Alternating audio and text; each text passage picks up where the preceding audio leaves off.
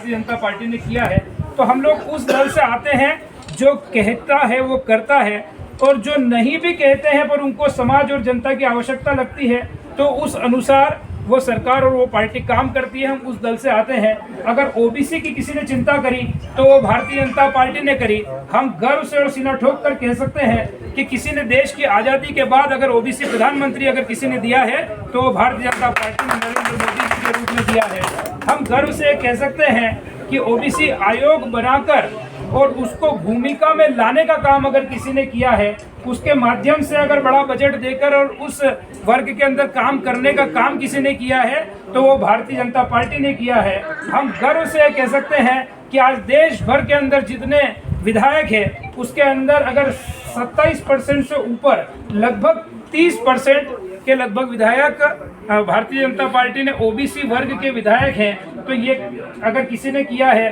तो वो भी भारतीय जनता पार्टी ने किया है। आज तक के जितने मुख्यमंत्री बने हैं उन मुख्यमंत्रियों का अगर हम अनुपात देखेंगे, प्रतिशत देखेंगे तो मात्र 16-17% अब तक के मुख्यमंत्रियों में कांग्रेस ने बनाए हैं, और हम उसमें भी 30% से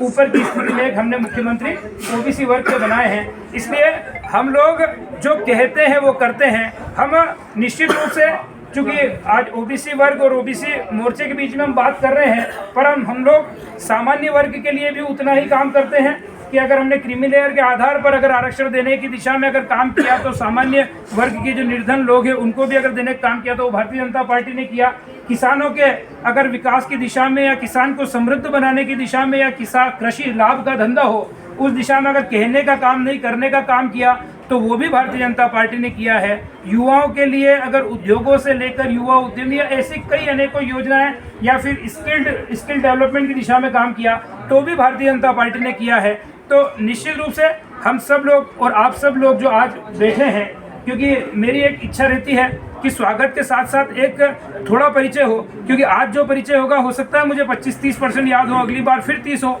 और तीसरी चौथी बार में 100% परिचय याद में भी आ जाएंगे। और मैं फ़ोन नंबर का आदान प्रदान भी निश्चित रूप से मैं सारे नंबर सेव करने का प्रयास करूंगा। आप सबके बीच में एक कार्यकर्ता की भूमिका में, एक छोटे भाई की भूमिका में,